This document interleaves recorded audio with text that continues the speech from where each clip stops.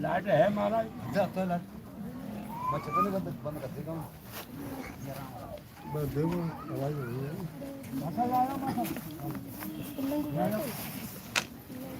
चालू है लाइट पे थे।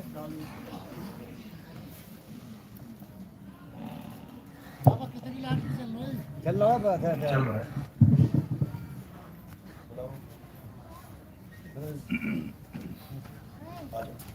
लाइट चल रही है।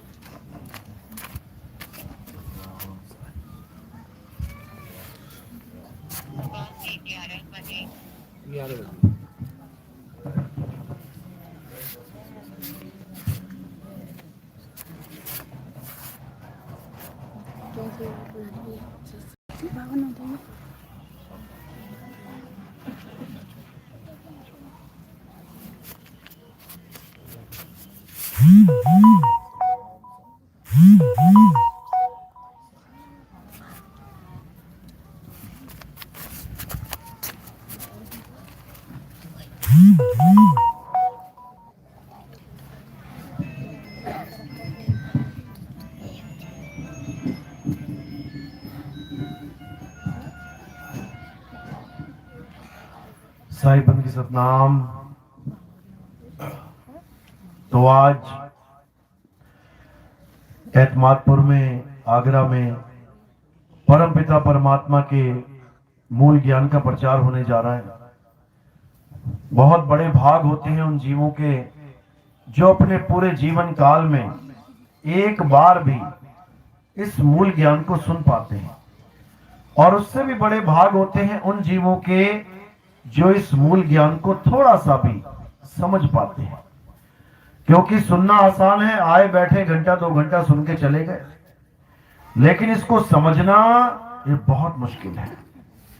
जिसका विवेक जागता है, जिस पर मालिक की मुहर लगी होती है, परमात्मा की जिस पर दया होती है, केवल वही इस सत्संग को समझ पाता है, अन्यथा किसी में सामर्थ्य नहीं है कि वो इसे समझ पाए।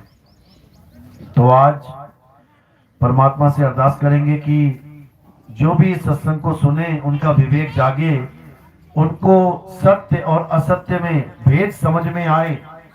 लोगों को पता ही नहीं है कि सत्य है क्या, असत्य है क्या, इसलिए कोई भी जैसा कुछ कहता है वैसे ही भीड़ चल पड़ती है। इसीलिए बार बार जन्म मरण में धक्के खा रहे हैं। लेकिन जब मालिक की दया हो जाती है, परमपिता परमात्मा की कृपा हो जाती है, तब ये जीव सबसे पहले क्या जान पाता है कि आखिर सत्य है क्या। तभी तो सत्य से जुड़ेगा। जब तक तुम्हें पता ही नहीं है सत्य क्या है, तब तक असत्य के ही व्यापारी बने रहोगे। इधर से असत्य खरीद लिया, उधर से खरीद लिया, उधर से खरीद लिया। और जब तुम्हें पता लग गया कि सत्य होता क्या है, तब तुम्हारे पास कोई असत्य चला नहीं सकता, कोई नहीं चला सकता। तुम्हें पता लग गया कि असली नोट कैसा होता है। अब कितनी बड़ी नकली नोट बनाने वाले शातिर लोग कितनी चाल चल दें, तुम्हारे पास नोट नहीं चलेगा वो, क्योंकि तुम्हें पहचान पता है। तुम्हें पता है कि असली नोट में क्या क्या निशानियां हैं और नकली में क्या है, बच जाओगे। और यही नहीं पता निशानियां भेद, तो लुट जाओगे।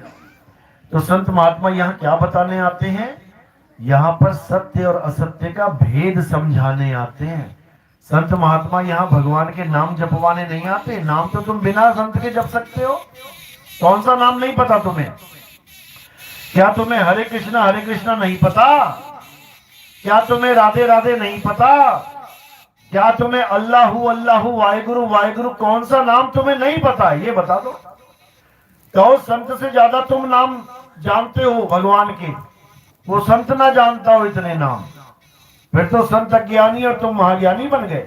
अगर नाम जपने को ही भक्ति मान बैठे तो संत महात्मा यहाँ कभी नाम देने नहीं आते, बल्कि जो नाम तुम जप रहे हो उसे छुड़वाने आते हैं।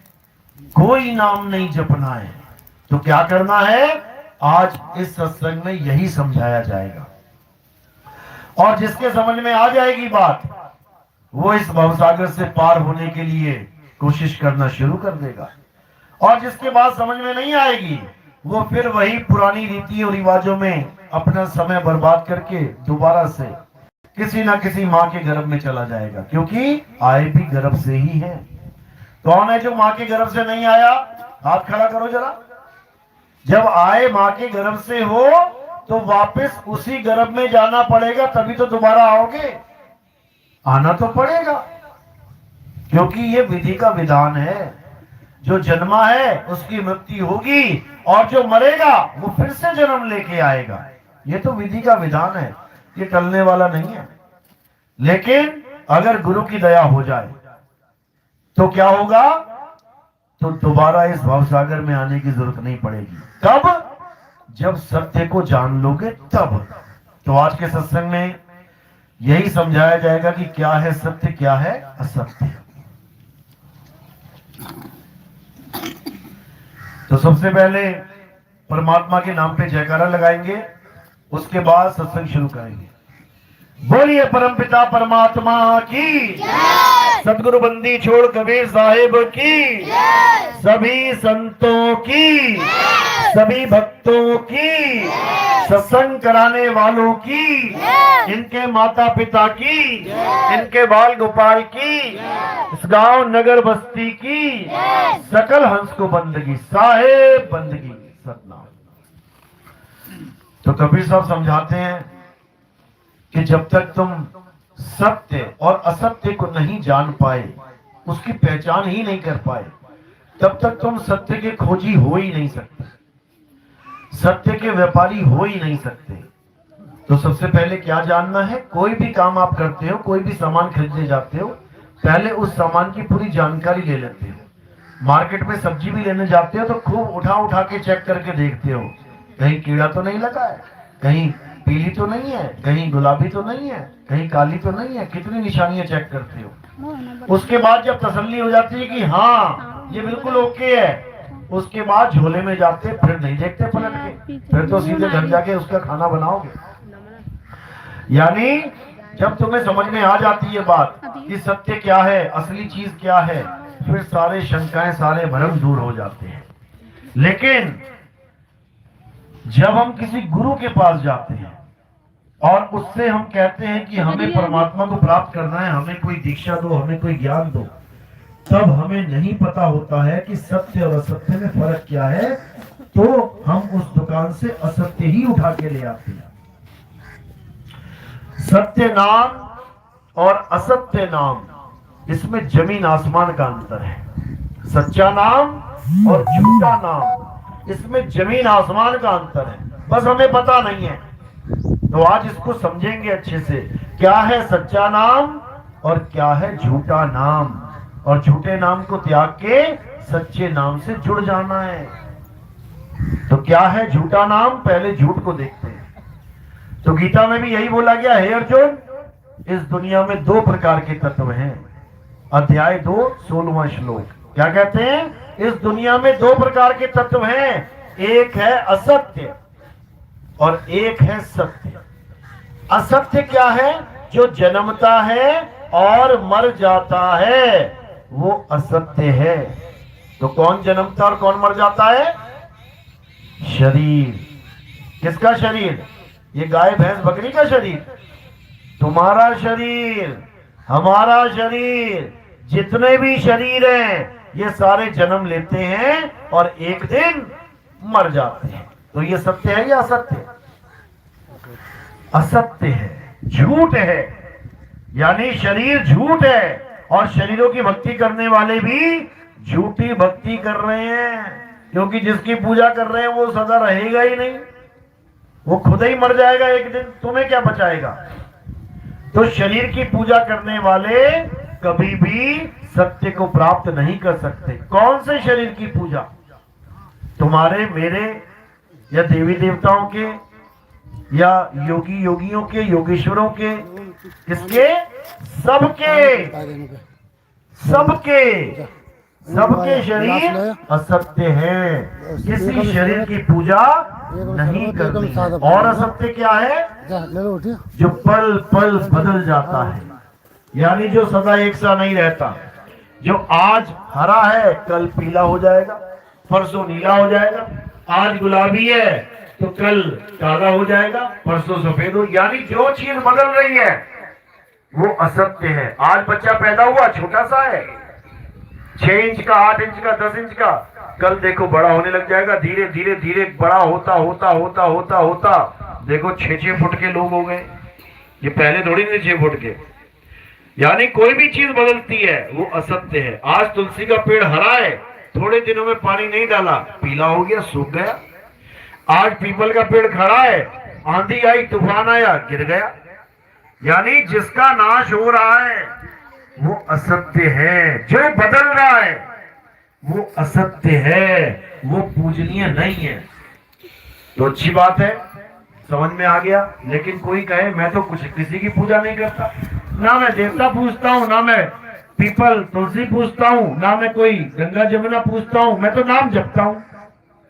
ऐसे भी लोग हैं जो केवल नाम जपने को मान के बैठे हैं कि इससे परमात्मा मिल जाएगा। अब ये नाम सत्य है या असत्य है, इस पे विचार करना है। कहते ना एक तू सच्चा और तेरा नाम सच्चा। अब यहां पर 2 चीजें सत्य हो गई, जबकि सत्य क्या है? एक। अगर तू सच्चा है तो तेरा जो नाम सच्चा बोला जा रहा है वो भी तू ही है, वो अलग नहीं हो सकता, वरना इस संसार में 2 सत्य हो जाएंगे, लेकिन ऐसा संभव नहीं है।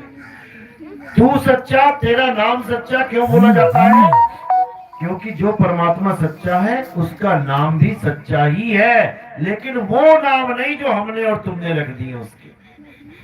यानी कोई हिंदी का नाम, पंजाबी का नाम, उर्दू का नाम, फारसी का नाम, चाइनीज नाम, ताइवानी नाम, मंगोलियन नाम, फ्रेंच नाम, डच नाम, पुर्तगीज नाम, स्पेनिश नाम, दुनिया भर की भाषाओं में जितने भी नाम परमात्मा ने रखे हैं,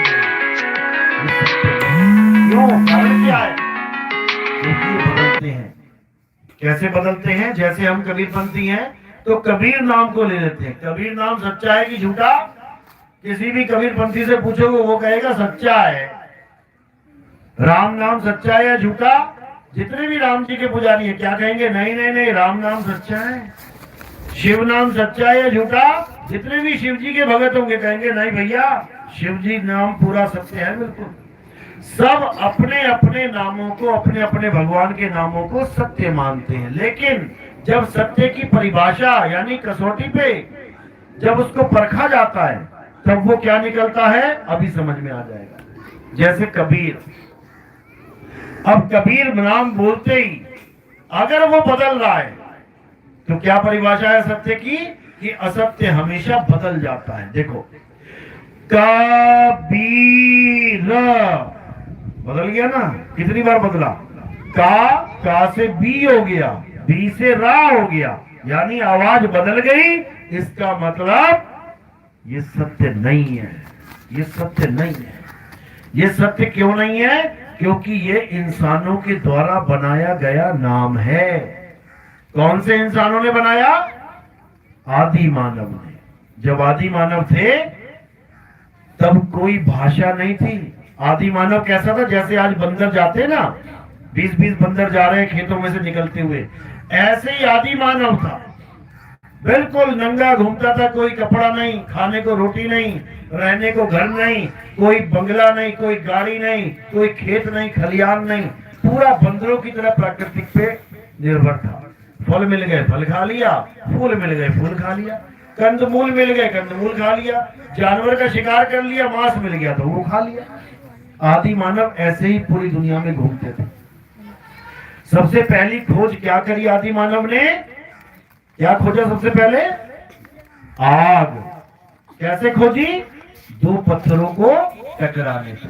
पढ़ा था ना, आज भी 2 पत्थरों को टकराने पे चिंगारी निकलती है।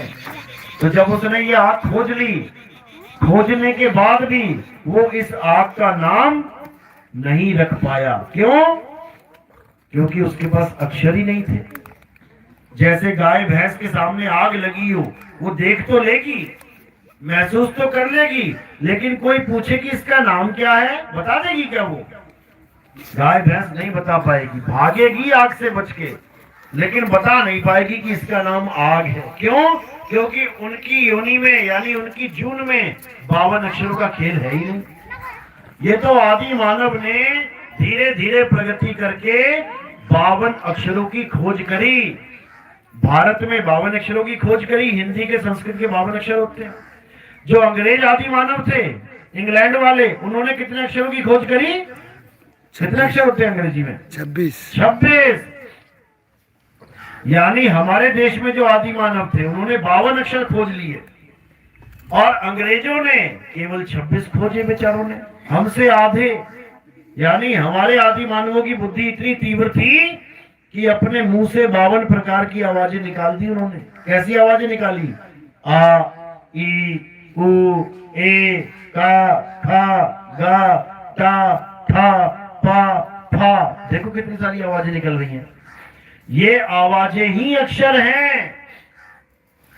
जब उसने आ ई लिपिबद्ध करना शुरू कर दिया, लिखना शुरू कर दिया, तो कुल मिला के कितनी आवाजें निकली मुंह से? 52 आवाजें। इसी को 52 अक्षर कहते हैं। और जो अंग्रेज थे उनके मुंह से निकली केवल 26 आवाजें। आज तक 27 भी ना बना पाए वो। तो इन्हीं अक्षरों के द्वारा उसने क्या किया? अपने अपने जहां पर भी वो रहते थे, जो भी चीज दिखाई देती थी उसका एक नाम रखना शुरू कर दिया। हिंदुस्तान में जो थे उन्होंने क्या रखा नाम? पेड़। अंग्रेज ने क्या रख दिया? ट्री। हिंदुस्तान में नाम रखा जमीन, अंग्रेजों ने रख दिया अर्थ। हिंदुस्तानियों ने नाम रखा हवा, अंग्रेजों ने नाम रख दिया एयर। हिंदुस्तानियों ने नाम रखा सूर्य, अंग्रेजों ने नाम रख दिया सन। हिंदुस्तानियों ने नाम रख दिया चांद, अंग्रेजों ने नाम रख दिया मून। इसी प्रकार अलग अलग तत्वों के अलग अलग नाम हम रखते ही चले गए। इसीलिए हमारी भाषाएं मैच नहीं होती। क्यों? हमने हिंदी में रख दिए, उन्होंने अंग्रेजी में रख दिए, किसी ने चाइनीज में रख दिए, किसी ने जापानी में रख दिए। इसलिए एक देश का आदमी जब दूसरे देश में चला जाता है ना, भले डॉक्टर क्यों ना हो, भले साइंटिस्ट क्यों ना हो, लेकिन अगर उस देश की भाषा नहीं आती तो एक गूंगे की तरह जीवन हो जाता है उसका। बोलू तो बोलू क्या, समझते तो है नहीं है। फिर पूछता फिरेगा लोगों से, इसको क्या कहते हैं, इसको क्या बोलते हैं तुम्हारी भाषा में, इसको क्या कहते हैं। यानी उसी अक्षर ज्ञान में आ जाएगा। तो ये जब अक्षर बनाए गए उसके बाद ही ये सारे अक्षरों से शब्दों का निर्माण हुआ। आपका नाम, मेरा नाम, भगवान का नाम, नदियों के नाम, समुद्रों के नाम, धरती का नाम, आकाश का नाम,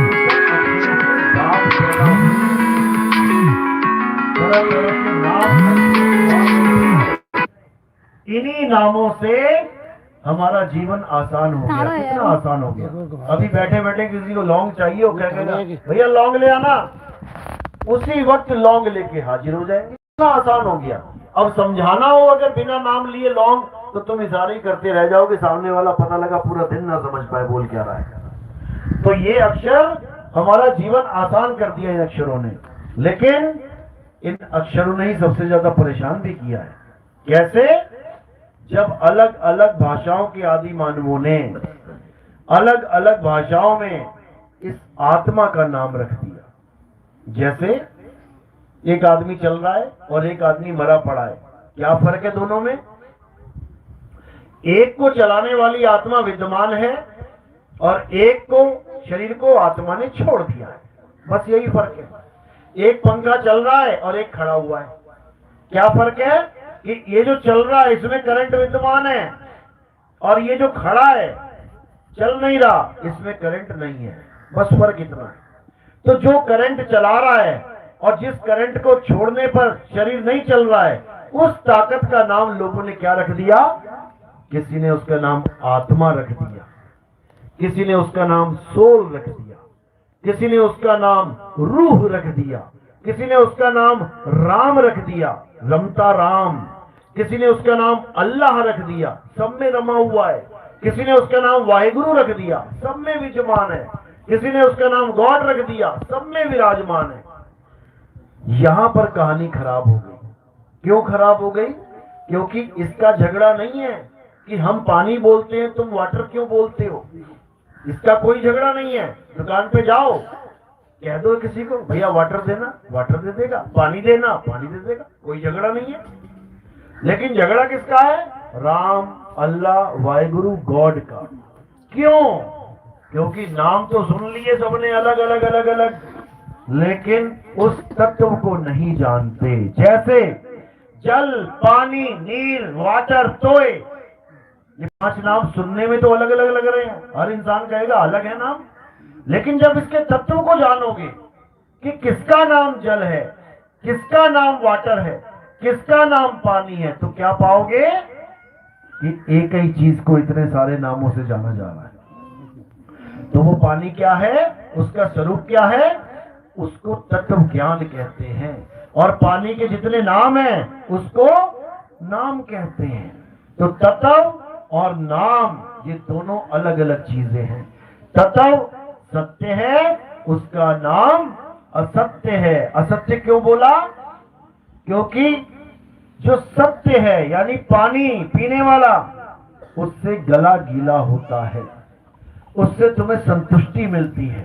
और जो बोलने वाला नाम है पानी, जप के देख लो, घंटा जप लो, 2 घंटा जप लो, पूरा दिन जप लो, पूरा साल जप लो, पूरा जन्म जप लो, जिस दिन गला गीला हो जाएगा बता देना। पानी पानी पानी पानी, जल जल, वाटर वाटर, जपते जपते किसी का गला गीला होने वाला नहीं है। इसका मतलब पानी है तो ये भी, लेकिन नकली है। जो पानी गला गीला ना कर पाए वो पानी है ही नहीं, वो तो नाम है। अब इन दोनों को समझना है। केवल एक है तत्व जिसका नाम पानी है, वो कहां पड़ा है? गिलास में। एक उसका नाम पानी, जल, वाटर, तोय, ये कहां पड़ा है? मुंह में। ये पानी पड़ा है गिलास में, और ये पानी देखो कहां पड़ा है? पानी। पानी कहां मिल रहा है? ये कहां पता लग रहा है? मुंह में है। ये देखो, वाटर, पानी, जल, मुंह से तो निकल रहा है। फर्क क्या है? जो असली वाला है वो मुंह में जाता है, और जो नकली वाला है वो मुंह से बाहर आता है। फर्क इतना है, जाने वाला गला गीला करेगा और निकलने वाला गला सुखाएगा।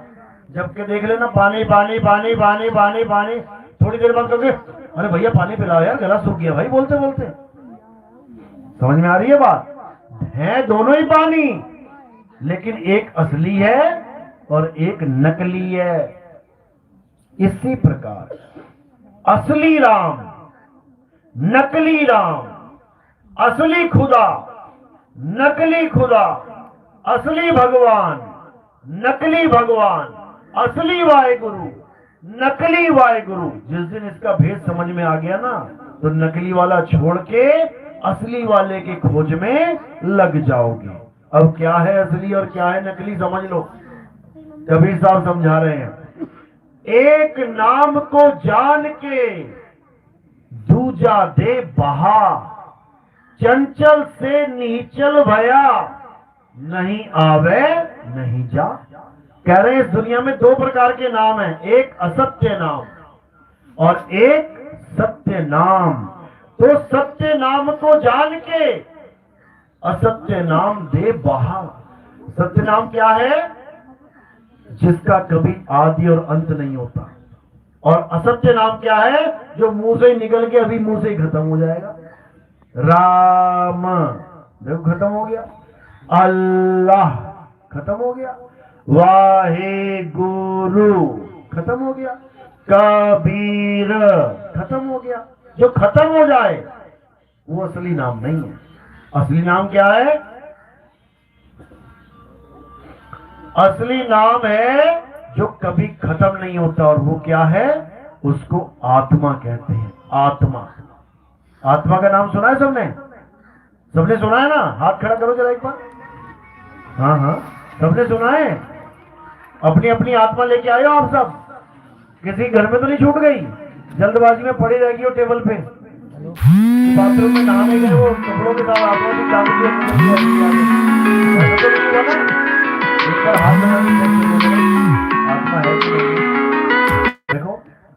सबूत है कि आत्मा है?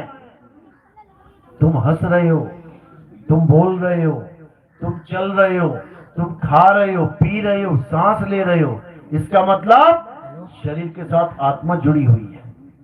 और जैसे ही आत्मा शरीर को त्याग देती है तो ये शरीर चलता फिरता हंसता गाता उसी वक्त लुढ़क जाता है। तो अगर तुम यहां पहुंच गए हो, बैठ गए हो, इसका मतलब आत्मा साथ है, लेकिन आत्मा का ज्ञान नहीं है। आत्मा तो साथ है लेकिन आत्मा का ज्ञान नहीं है। जैसे दिल तुम्हारे साथ है, ये छाती में दिल है ना, अभी तुम्हें पूछा जाए दिल में कितनी नाड़ियां होती हैं, दिल में कितने चैम्बर होते हैं, दिल कैसे काम करता है, खून कहां भेज रहा है कहां नहीं भेज रहा, तुम कहोगे यार मुझे क्या पता। सामान तुम्हारे पास है लेकिन उसकी जानकारी बिल्कुल नहीं है। इसी प्रकार आत्मा तुम्हारे पास है लेकिन आत्मा की जानकारी नहीं है, इसीलिए अज्ञान में जी रहे हैं। तो कबीर साहब क्या कह रहे हैं? जल में मीन प्यासी मोहे देखत आवे हासी, आत्म ज्ञान बिना नर भटके, कभी काबा कभी काशी। कहते हैं आत्मा के ज्ञान के बिना नर भटक रहा है। कहां भटक रहा है? कभी काबा में कभी काशी में। क्या करने जाते हैं काबा और काशी में? मुसलमान सोच रहे हैं हम खुदा को पालेंगे काबा जाके, नमाज पढ़ने जा रहे हैं हम वहां पे, और हिंदू वो सोच रहा है काशी में जाके भगवान के दर्शन करके आएंगे, भगवान के दर्शन करके आएंगे काशी में। और कबीर साहब क्या कह रहे हैं? कह रहे हैं आत्म ज्ञान बिना नर भटके। जहां तुम सोच रहे हो मैं भगवान के पास जा रहा हूं, कबीर साहब कह रहे हैं तू भटकने जा रहा है। भटक गया तू। क्यों भटक गया? क्योंकि जिस राम को तू पाना चाहता है वो तेरी आत्मा में रमा हुआ है, तुम्हारी आत्मा में ही राम छुपा हुआ है। इसलिए वाणियों में कितनी बार गाते हैं, तुझ में राम मुझ में राम सब में राम समाया, सबसे कर लो प्रेम जगत में कोई नहीं पराया। यानी हमारा राम सब में विद्यमान है। हिंदुओं में राम है, मुसलमान में भी राम है। अब मुसलमान कहेगा भैया हमारे अंदर राम राम नहीं है तुम्हारा। क्यों? क्योंकि तुमने उसका नाम राम रख दिया है, इसलिए उसको ऑब्जेक्शन है। तुम तत्व ज्ञान में आ जाओ। राम का मतलब है आत्मा, इसलिए कहते हैं आत्मा राम। अब मुसलमान को पूछो भैया तेरे अंदर आत्मा है क्या? करेगा मना? कभी मना नहीं करेगा। यानी तुझ में राम मुझ में राम का मतलब तुझ में आत्मा मुझ में आत्मा सब में आत्मा समाई, सबसे कर लो प्रेम जगत में, सब आपस में है भाई। लेकिन नहीं समझ में आ रहा, इसलिए अब क्या करना है? अब उस आत्मा को जानना है जो हम सबको चला रही है। कौन बिना आत्मा के चल सकता है? कोई भी नहीं। हिंदू को, मुसलमान को, सिख को, ईसाई को, सबको ताकत कौन दे रही है? आत्मा ही दे रही है, बिना भेदभाव के। लेकिन कुछ लोग उस आत्मा से ताकत लेके अच्छे कर्म कर रहे हैं और कुछ लोग उस आत्मा से ताकत लेके गलत कर्म कर रहे हैं। अब ये अच्छा और गलत कौन कर रहा है? ये बीच में एक एजेंट बैठा हुआ है। वो कौन है? मन। ये मन आत्मा से ताकत लेके अच्छे और बुरे काम कर रहा है, पाप और पुण्य कर रहा है, लेकिन दोनों से ही तुम्हारी मुक्ति होने वाली नहीं है। इसीलिए बोल रहे हैं पाप पुण्य ये दोनों बेड़ी एक लोहे एक कंचन के।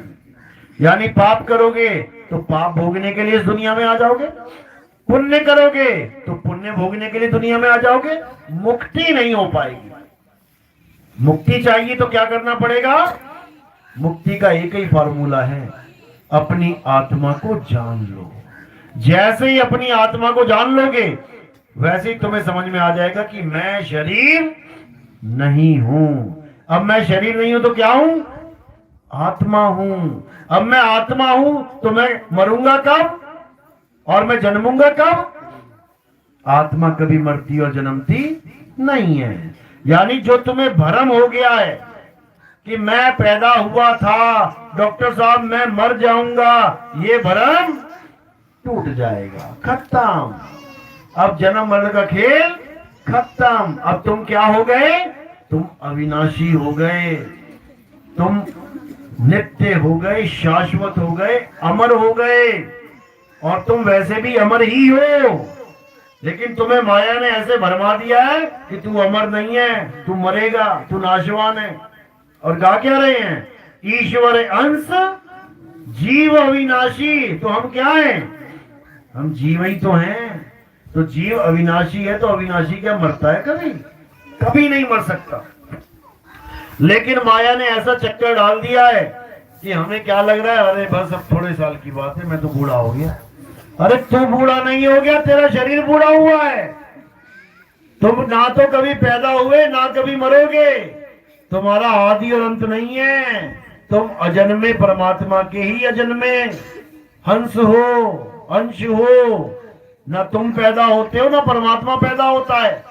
लेकिन अज्ञानता में हम अपने आप को काया मान के बैठ जाते हैं कि मैं आदमी, वो औरत, मैं बच्चा, वो बूढ़ा, मैं जवान, वो ये वो, इसी में उलझ जाते हैं। तो अब क्या करना है? अब अपनी आत्मा को जानना है। कैसे जानेंगे? गीता में ही स्पष्ट लिखा हुआ है, अध्याय 4 24वां श्लोक। हे अर्जुन, अध्याय 4 34वां श्लोक क्या कहते हैं? हे अर्जुन, अगर तुम सत्य को जानना चाहते हो, अगर तुम आत्म तत्व को जानना चाहते हो, तो तुम कहां जाओ? तुम ऐसे तत्वदर्शी संत की शरण में जाओ जिसने अपनी आत्मा को जान लिया है, जिसने समझ लिया है, जिसने अनुभव कर लिया है कि हमारा स्वरूप क्या है, हमारा स्वरूप अविनाशी स्वरूप क्या है। जिसने ये अनुभव कर लिया है वही तुम्हें तुम्हारी आत्मा का ज्ञान करवा सकता है, अन्यथा और कोई नहीं। बाकी मंत्र जपवा देंगे, तंत्र जपवा देंगे, पत्थर पूजा करवा देंगे, हवन यज्ञ करवा देंगे, नदियों में स्नान करवा देंगे, सारे कर्म कांड करवा देंगे, लेकिन आत्मा का ज्ञान नहीं दे सकते। क्यों? आत्मा का ज्ञान केवल और केवल तत्वदर्शी संत देता है। तत्वदर्शी संत का मतलब होता है जो तत्वों को जानता है। तत्वदर्शी जिसने तत्व का दर्शन किया है, वही तुम्हें दर्शन करवा सकता है। तो कितने प्रकार के तत्व हैं? 2 प्रकार के। एक असत्य, यानी ये शरीर, ये पेड़ पौधे, ये 184 जूने, ये गाय, ये चूहा, ये सांप जो पूजे जा रहे हैं। आज सांप की पूजा हो रही है। शंकर जी के यहाँ जाते हो, शंकर जी को लड्डू लगा देते हो मुंह में, वो गले में सांप होता है उसके भी लगा देते हो, ले तू भी लड्डू खा ले। और जब असली वाला निकलता है घर में, तब लठ बजाते हो, फिर उसका मुंह तोड़ देते हो। पत्थर वाले को लड्डू खिला रहे हो, असली वाले के लठ बजा रहे हो। और चूहे का हाल देख लो, गणेश जी के पास गए, लड्डू लगा दिया मुंह में, नीचे चूहा बैठा उसके भी लगा दिया, ले भैया तू भी खा ले। और जब असली वाला घर में होता है तो उसके लड्डू में जहर मिला के खिला देते हो, मर तू। समझो, पत्थर का नंदी होता, उसके कान में अपनी ख्वाहिशें बता रहे हो, मुझे ऐसा हो जाए, वैसा हो जाए। जब असली नंदी खेत में घुस जाता है तो उसके दे लठ, दे लठ। तो भाई यहाँ पत्थर की पूजा होती है, यहाँ जीवों को मारा जाता है। ये ऐसा काल का देश है, पत्थर को भगवान मानते हैं और इंसान के खाल उतार देते हैं। यहाँ पे जीवित को मारा जा रहा है, पत्थरों को पूजा जा रहा है। ये कैसा सनातन धर्म है हमारा? ये हमारा धर्म नहीं है। हमारा धर्म क्या है? हे अर्जुन, जो अपनी आत्मा में रमण करते हैं, जो अपनी आत्मा में तृप्त हैं, जो अपनी आत्मा में संतुष्ट हैं, उनके लिए कोई धार्मिक कर्म कर्तव्य लागू ही नहीं होता। अध्याय 3 17वां श्लोक। घोट के पी जाओ अगर जन्म सफल करना है तो। यानी निशाना केवल एक लगना चाहिए। जैसे अर्जुन ने जब तीर खींचा, कमान पे चढ़ाया, गुरु ने पूछा अर्जुन क्या दिख रहा है? तो क्या बोला उसने? चिड़िया की पूंछ दिख रही है, या चिड़िया के पैर, या चिड़िया का पेट, या चोंच, या सिर? क्या दिख रही है? आंख दिख रही है, केवल चिड़िया की आंख। बाकी चिड़िया किसी काम की नहीं है उसके लिए। और बाकी जितनों को पूछा तुझे क्या दिख रहा है, कहता मुझे पेड़ भी दिख रहा है, पेड़ की डालियां भी दिख रही है, तना भी दिख रहा है, मुझे सब कुछ दिख रहा है। फिर वो किसी काम का नहीं, यानी वो बेकार है, वो जीव निशाना नहीं लगा पाएगा। तो निशाना किस पे लगाना है? सत्य पे निशाना लगाना है और असत्य को त्याग देना है। तो सत्य क्या है? इस पूरे संसार में केवल एक सत्य है और वो क्या है? आत्मदेव ही सत्य है। इसीलिए बोला जाता है आत्मा सो परमात्मा, इसीलिए बोला जाता है। क्योंकि अगर तुम सीधे परमात्मा को ढूंढने निकल पड़े फिर तुम्हें बहलाने वाले बहुत मिल जाएंगे। अरे राम जी परमात्मा हैं, अरे कृष्ण जी परमात्मा हैं, अरे ब्रह्मा जी परमात्मा हैं, शंकर जी परमात्मा हैं, माता दुर्गा परमात्मा है, बहुत सारे परमात्मा मिल जाएंगे। लेकिन अगर तुमने सच में परमात्मा को जानना है तो क्या करना पड़ेगा? बस अपनी आत्मा का ज्ञान ले लो। क्योंकि जैसे ही तुम आत्मा को जान लोगे समझ लो तुमने परमात्मा को जान लिया, फिर तुम्हें कोई भरमा नहीं पाएगा। इसीलिए कबीर साहब कह रहे हैं जब लगना चीनोगे आत्म तब लगना मिली है परमात्म। आत्म चीने परमात्म चीने, असंत कहावे सोए, यह भेद काया से न्यारा, बूझे बिरला कोई। ये काया से न्यारा भेद है भाई। यहाँ पे हजारों परमात्मा नहीं है। बहुत शातिर हैं कई लोग, क्या बोलते हैं, अरे ये तो परमात्मा तो एक है, उसके रूप अनेक है। अच्छा कैसे रूप अनेक कैसे हो गए? जब परमात्मा एक है और परमात्मा में रूप का तो नाम ही नहीं है। क्या नाम है? परम आत्मा। अब बताओ क्या रूप है? परम आत्मा में कोई रूप तो आया नहीं, रूप तो तुमने बना दिए। राम, श्याम, हनुमान, शंकर जी, दुर्गा जी, ये वो कितने सारे रूप खड़े कर दिए।